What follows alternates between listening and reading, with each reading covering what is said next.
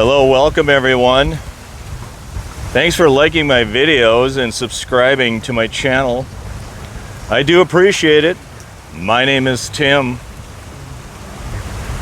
Happy Wednesday, everyone. Today's video is going to be an update video. Really two updates. The first update today is going to be an update on Lake Sumter and the water levels at Lake Sumter. It is now roughly 5 weeks after Hurricane Milton affected the villages, Florida. And I wanted to give you an update of what the boardwalk looks like and what the water levels here at Lake Sumter looks like. And you can see when the wind picks up that the water levels do splash over onto the boardwalk. You can see it's still not safe to walk on the boardwalk here at Lake Sumter. And the second update here is an update to a video I did about 6 days ago about the renovation of the dock. As I pan my camera over there, that is RJ Gators and Haagen-Dazs. That is the gazebo over there that was damaged during Hurricane Milton. And there are plans to renovate the dock area over there. And today is one of those updates to my video that I did last week. Thank you for liking, thank you for subscribing, I do appreciate it. There was recent news about renovating the dock. And there was a meeting held recently, I believe it was last week, Friday, by the project-wide advisory committee. That's the governmental body that oversees the project-wide fund.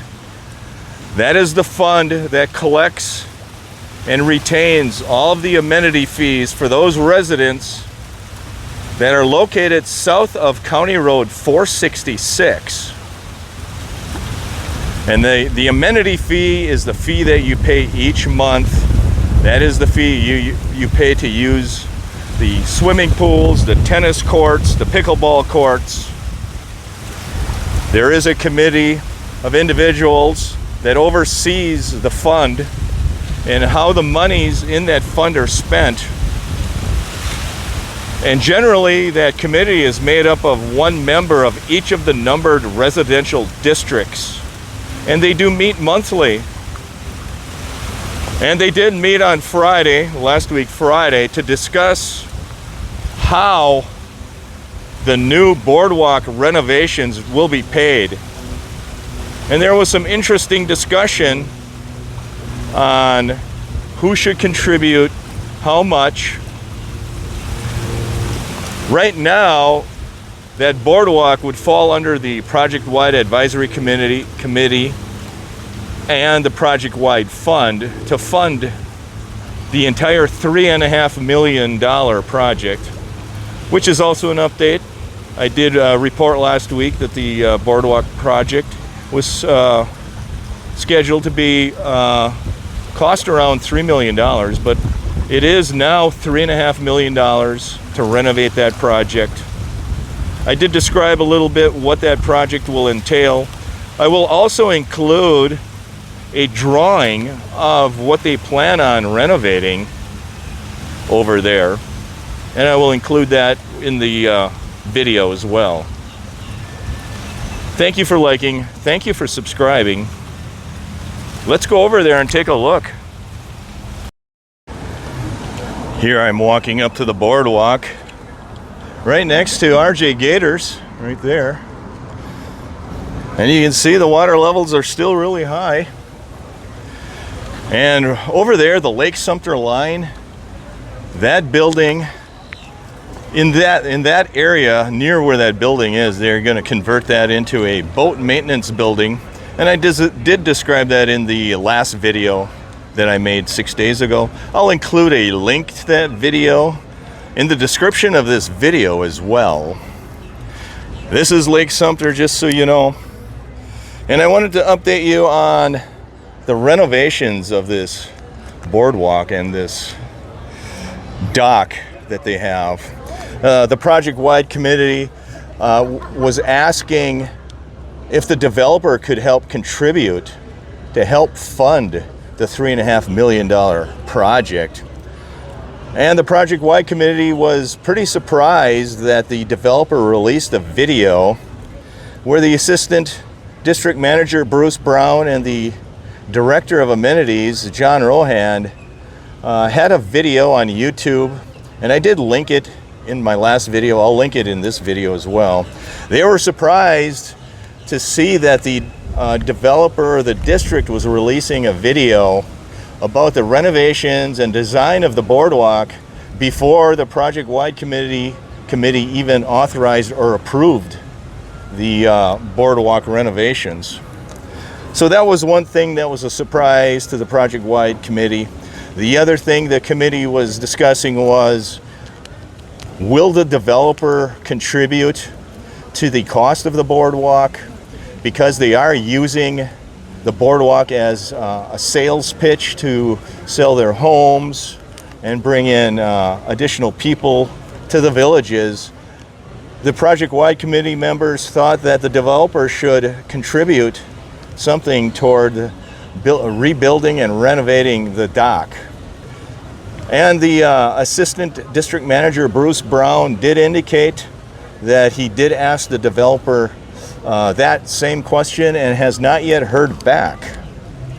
Some of the other ways they could fund this project, friends, are through insurance reimbursements, because this dock was flooded and damaged due to Hurricane Milton.